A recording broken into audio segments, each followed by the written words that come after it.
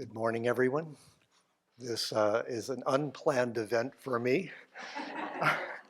so a little bit of nervousness, but um, so my name is Kevin, and I lived here at Sravasti Abbey 11 years ago for 3 years. And I've come back to visit for the first time in 10 years with my wife, Nancy. And Chenrezig Hall was not built when I left. It was a hole in the ground. And I'm sitting here now and it feels like home. So that's the feeling of being here. It feels like homecoming, and I feel a bit emotional. So it's, um, yeah, it's really special. And when Venerable Seppo asked me to talk, I was like, well, I'm not quite so sure. um, with venerable children in front of me. The tables should be turned, I think. So, but at the same time, I feel really comfortable. And I think the main thing that I want to share this morning is just a deep sense of gratitude.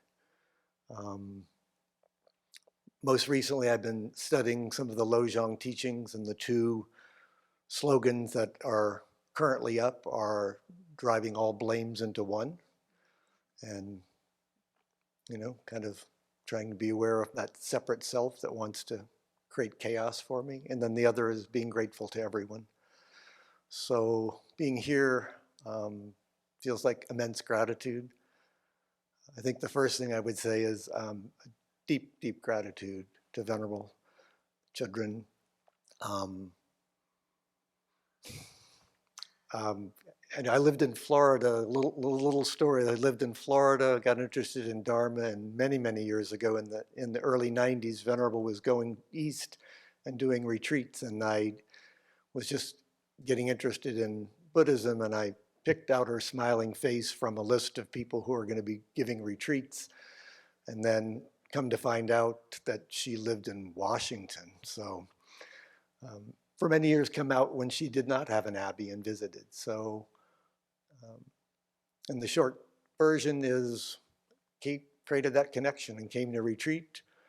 Um, some of the things that I feel like I was given reminders was to go to your teachers, go find your teachers, as Venerable did to India so many times. And so I would make the trek to Washington and other places, and then at some point came to live here, and not as a monastic, but to help and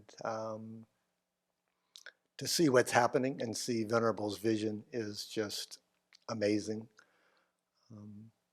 The things that really I hold dearest from that time is that I got to live with my teacher and in community.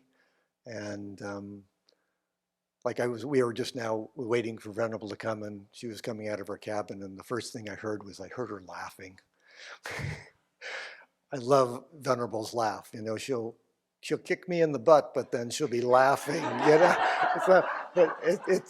It's this wonderful, kind of juxtaposition. So, but it's that way. I mean, it's like in Ananda Hall. I mean, in the old days, you'd hear Venerable laughing downstairs or something, and so just that balance for me, it feels like that firmness and that guidance and that gentleness and that loving peace that's so precious to me. And I don't know most of you in this room, but I know many of you are we're old Dharma friends. And it's quite wonderful. We were just visiting some of their old Dharma friends, Venerable students, and it feels a bit of a Dharma pilgrimage.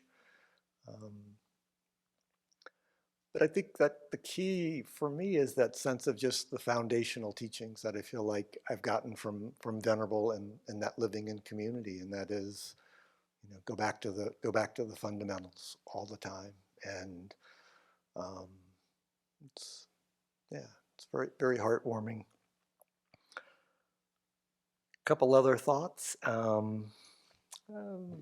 This morning we were with Tom Kelly, a good good Dharma friend and a student of Venerable's, and we were talking, and somehow we came up on poetry, but I grabbed a Mary Oliver poem that I love called The Summer Day. But the last line of that poem is, "And what will you do with this one wild, precious life?" And to me, it comes from, it doesn't come from anyway, it just spoke to me in terms of, what am I going to do today? What will I do? And it was with great joy to be able to come here and to be in part of the community and to see the vision. And I think the last thing I'll share is one of my daily thoughts, usually when I'm getting out of bed.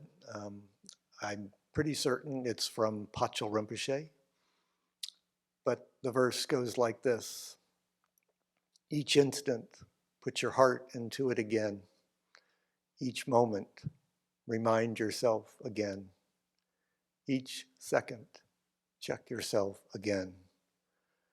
Night and day, make your resolve again. Never be apart from the Dharma, not even accidentally. Each meditation session, examine mind deeply. Continually, do not forget.